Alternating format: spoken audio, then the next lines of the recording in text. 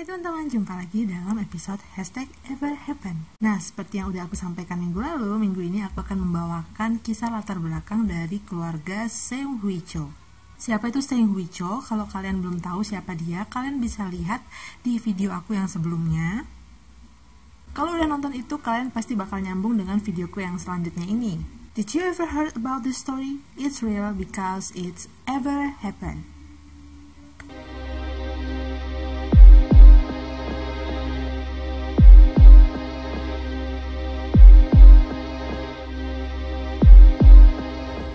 Jadi minggu lalu kita sudah membahas apa yang diperbuat oleh seorang Seng Hui Cho ketika dia melakukan penyerangan penembakan di kampusnya sendiri dan menewaskan sebanyak 32 orang yang menjadi korban tewas dan ada beberapa orang yang terluka.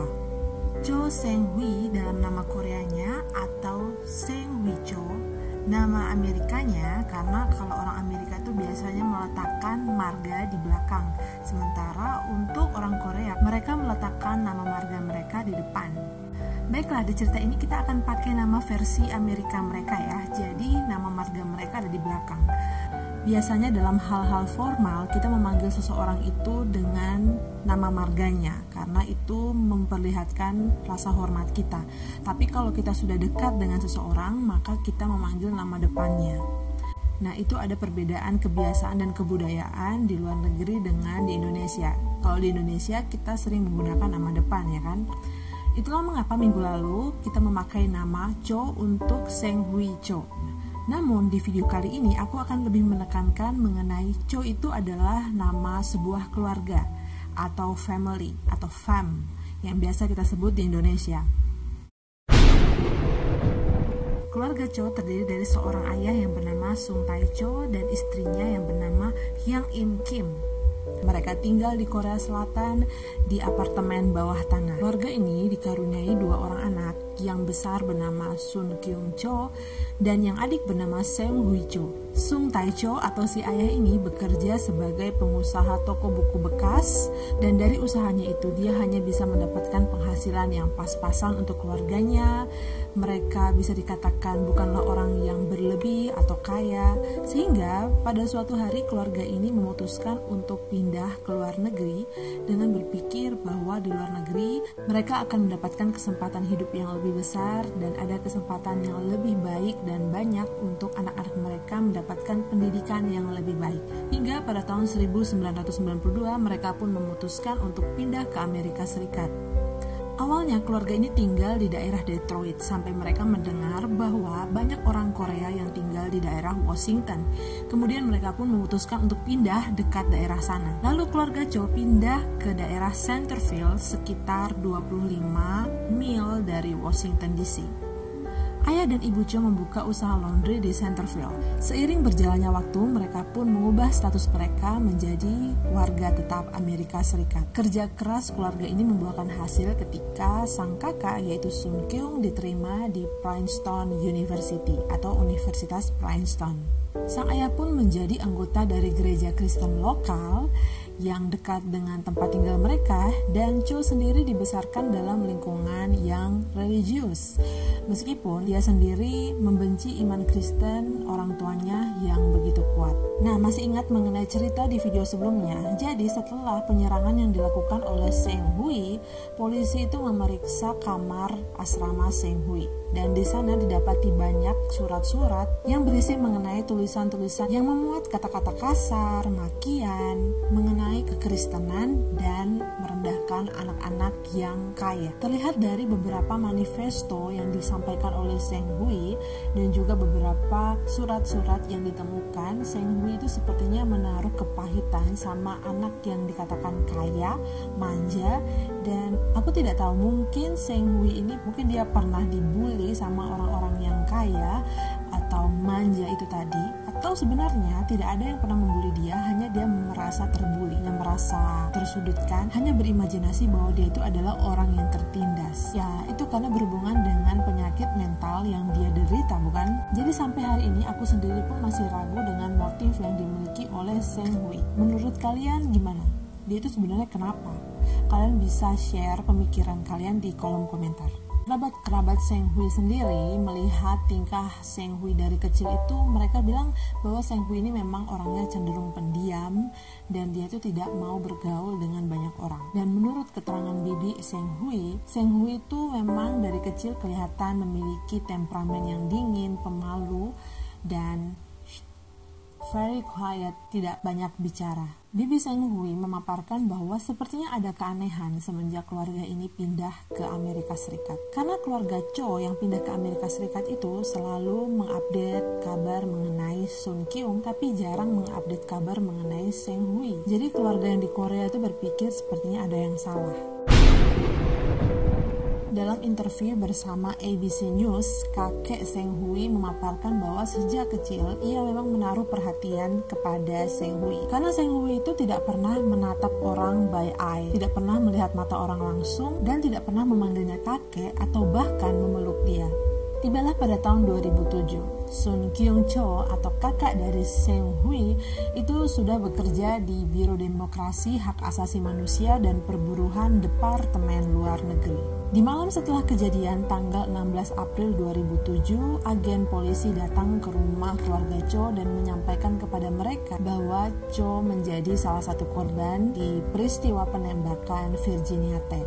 Tetapi inilah part yang paling sulit. Agen polisi harus menyampaikan bahwa anak mereka lah yang juga bertanggung jawab atas seluruh kejadian yang terjadi pada hari itu. Setelah mendengar keterangan dari agen polisi, tentu saja keluarga itu merasakan double kill inside their heart. Mereka merasakan kesedihan yang super duper double. Kenapa seperti itu? Ya karena selain mereka harus kehilangan anak mereka, mereka juga sedih karena anak mereka lah yang bertanggung jawab atas kematian 32 orang dari peristiwa penembakan di Virginia Tech. Dan di malam itu juga keluarga Cho segera mengemasi barang-barang mereka setelah agen polisi memperingatkan bahwa mereka sepertinya setelah ini pasti akan menjadi pusat perhatian masyarakat karena mereka adalah keluarga dari tersangka. Sehingga menjelang tengah malam keluarga ini pun keluar dari rumah mereka dan mereka mulai berpindah dari satu tempat ke tempat yang lain di sekitar wilayah Washington. Mereka akan berkemas pergi setiap kali ada wartawan yang menemukan tempat mereka. Selain itu, keluarga ini juga mulai mengisolasi diri mereka dari publik dan mematikan ponsel mereka. Mereka sama sekali tidak mau menerima telepon dari siapapun. Namun meskipun begitu, mereka tetap kooperatif dengan polisi. Jadi setiap kali polisi membutuhkan keterangan dari mereka, mereka akan bersedia untuk berkomunikasi dengan polisi. Seng Hui itu mengirimkan paketan yang berisi videonya dan juga foto-fotonya dan tulisan-tulisannya ke NBC News. Dan pada tanggal 18 April mereka menayangkan video dan foto-foto tersebut ke layar televisi, yang mana itu dilihat oleh semua orang termasuk keluarga Cho sendiri. Mereka sangat terpukul ketika melihat tayangan tersebut. Kalian bisa bayangkan gimana perasaannya. Aku sendiri I can't describe. Aku gak bisa bayangin kayak gimana. Karena selain mereka kehilangan, mereka juga feel guilty, mereka feel sorry, mereka betul-betul merasa tidak berdaya, dan juga mereka mungkin jengkel, dan mereka geram dan marah di saat yang bersamaan. Jadi perasaan itu campur aduk. Lalu 2 hari kemudian, tanggal 20 April, keluarga Cho membuat komentar mereka yang mereka rilis di sebuah berita. Pernyataan tersebut merupakan tulisan Sun Kyung yang dirilis ke organisasi berita.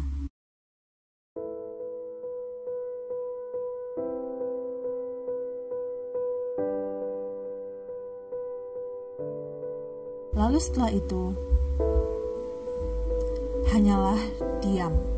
Tidak ada hal apa-apa lagi yang disampaikan oleh keluarga Cho dalam waktu yang cukup lama. Para wartawan mulai berdatangan ke lingkungan rumah keluarga Cho dan bahkan berkemah di sana. Mereka melihat bahwa rumah itu kelihatan begitu sepi dan sepertinya tidak ada tanda-tanda kehidupan. Bahkan kaca-kaca di rumah itu semuanya ditempel dan ditutup dengan kertas-kertas. Lalu para tetangga itu berspekulasi bahwa sepertinya rumah itu benar-benar sudah ditinggalkan dan keluarga Cho tidak akan kembali lagi. Tetapi beberapa bulan kemudian, para tetangga mengatakan bahwa keluarga Cho secara diam-diam kembali lagi ke rumah mereka di Centerville. Melihat sikap keluarga Cho, para tetangga pun menyadari bahwa keluarga ini sepertinya tidak mau untuk didekati. Para tetangga pun memilih untuk menjaga jarak dan membiarkan mereka menyendiri. Kerabat-kerabat keluarga Cho yang ada di Korea Selatan, salah satunya yaitu kakek dari Seng Hui, ketika mendengar berita ini, dia sangat marah karena dia menganggap bahwa ini adalah kesalahan dari orang tua Seng Hui. Dia mengatakan bahwa orang tua Seng Hui itu sebenarnya sudah tahu bahwa anak mereka itu memiliki penyakit mental dan kebutuhan khusus. Tetapi para orang tua ini tidak bisa membantu atau membawa Seng Hui ke psikiater karena mereka tidak memiliki uang. Pada bulan Agustus, keluarga Cho melakukan sebuah interview bersama seorang psikiater yang bernama Aradhana Belasut. Dia adalah direktur medis dari Pusat Perawatan Anak-anak di Virginia Commonwealth University. Wawancara tersebut memakan waktu selama 3 jam dan berjalan dengan penuh emosional. Sejak kecil, Yang Im itu mencoba untuk membuat Seng Hui agar bisa bergaul dan bersosialisasi dengan anak-anak lain. Yang Im pun merasa bahwa dia gagal untuk mencarikan teman bagi Seng Hui.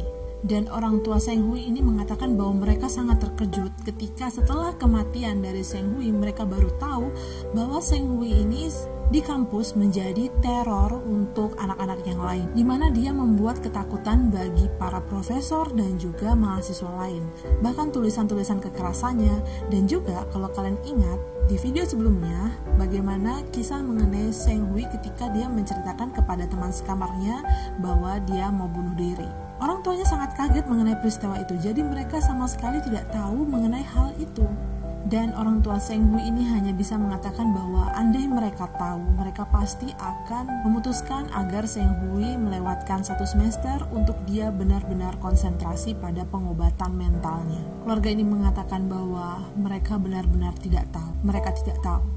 Dan mereka menyesal karena mereka tidak tahu hal itu. Psikiater Sud sangat terkejut dengan reaksi keluarga Cho, di mana keluarga ini tidak mau menerima bantuan dari siapapun dan mereka tidak mau memberikan pernyataan pembelaan diri di depan umum. Namun kemudian psikiater Sud memahami bahwa hal ini terjadi khususnya di kalangan kehidupan keluarga Asia, di mana para orang tua itu merasa bertanggung jawab atas apapun yang terjadi dan dialami oleh anak-anak mereka. Jadi ketika anak-anak mereka gagal, mereka merasa bahwa kegagalan itu adalah dari mereka. Dan kalau anak-anak mereka berhasil, mereka merasa bahwa keberhasilan itu adalah karena mereka. Jadi seorang anak itu sangat mencerminkan bagaimana orang tua mereka. Itulah tradisi yang ditanamkan oleh keluarga Asia. Ya sih, di Indonesia juga kayak gitu kan. Kita masih memiliki kolektivitas yang sangat tinggi, di mana orang tua itu berperan kuat terhadap keberhasilan dan juga bisa dikatakan kegagalan seorang anak dalam tumbuh kembang dan juga keberhasilan dia. Ya, walaupun dalam beberapa hal kita tidak bisa menyamaratakan kasus, tapi ada pemahaman-pemahaman seperti ini yang dianut oleh masyarakat kita. 1 tahun kemudian, komunitas Virginia Tech berkumpul di universitas untuk kembali mengenang para mahasiswa dan profesor yang meninggal dalam peristiwa penembakan 1 tahun yang lalu. Di sana, saat hari mulai petang, mereka bersama-sama menyalakan lilin dan masing-masing 32 korban dalam peristiwa tersebut namanya dibacakan di upacara, namun nama Cho tidak disebutkan. Namun walau kelihatannya keluarga Cho ini menerima banyak tekanan dari berbagai pihak masyarakat, namun ada beberapa orang yang tetap membuka welas asih mereka untuk keluarga ini. Ada beberapa orang tua dari korban-korban yang berpikir dan mempertimbangkan untuk menghubungi keluarga Seng Hui. Mereka ingin memberikan penghiburan karena mereka berpikir bahwa keluarga Seng Hui ini juga kehilangan seorang anak sama seperti mereka. Selama setahun terakhir, universitas telah menerima banyak surat. Surat-surat itu berisi penguatan, penghiburan untuk para korban dan juga keluarganya. Dan tidak hanya surat, universitas juga menerima banyak Alkitab, boneka beruang, dan juga berbagai kata-kata bela sungkawa, termasuk untuk Cho. Orang petugas arsip universitas yang bernama Tamara Kennelly mengatakan bahwa dari surat-surat tersebut banyak sekali surat-surat yang berisi pengampunan untuk Seng Hui. FBI membantu membawa surat-surat yang masuk ke universitas tadi kepada keluarga Seng Hui. Walaupun memang beberapa surat itu berisi mengenai ancaman, menyalahkan atas apa yang terjadi, tetapi sebagian besar surat tersebut diisi dengan doa, kata-kata penghiburan, simpati, dan meyakinkan menyadarkan keluarga Seng Hui bahwa apa yang dilakukan putra mereka itu bukanlah kesalahan mereka. Bahkan kelompok-kelompok gereja yang berasal dari negara-negara bagian itu mengirimkan syal dan selimut yang dirajut dengan doa atau yang disebut selimut doa dengan kata-kata seperti ini, semoga doa kami membuat Anda tetap hangat. Wow, luar biasa ya. Menurut keterangan seorang agen polisi, keluarga Seng Hui begitu kewalahan dengan semua dukungan yang masuk kepada mereka dan kehangatan yang diberikan oleh orang-orang. Dan agen ini mengatakan bahwa keluarga Seng Hui ini sebenarnya adalah keluarga yang sangat hangat, penuh kasih, dan suka memberi. Dan keluarga ini sekarang sedang mencoba untuk mengembalikan hidup mereka ke jalur yang benar. Oke, itu tadi kehidupan keluarga Seng Hui sesudah terjadinya peristiwa pembantaian di Virginia Tech. Ya, walaupun memang hal itu membekas dan tidak akan pernah terlupakan, apalagi untuk mereka yang kehilangan banyak orang yang mereka sayangi dari peristiwa tersebut. Tapi aku melihat ada pelangi yang muncul di balik awan gelap ini. Kita masih melihat harapan karena kasih masih ada dan pengampunan masih ada. Itu dia tadi cerita mengenai kehidupan keluarga Seng Hui pasca ditinggalkan oleh Seng Hui dan juga pasca dari kejadian penyerangan di Virginia Tech. Oke teman-teman, semoga kita bisa banyak belajar dari semua real story kejadian yang pernah terjadi supaya tidak terulang lagi dan kita ambil hal yang baiknya saja. Jadi semoga kalian terhibur dan bisa mendapatkan faedah dari cerita kali ini. Kita ketemu lagi di episode #everhappen selanjutnya minggu depan. Dah.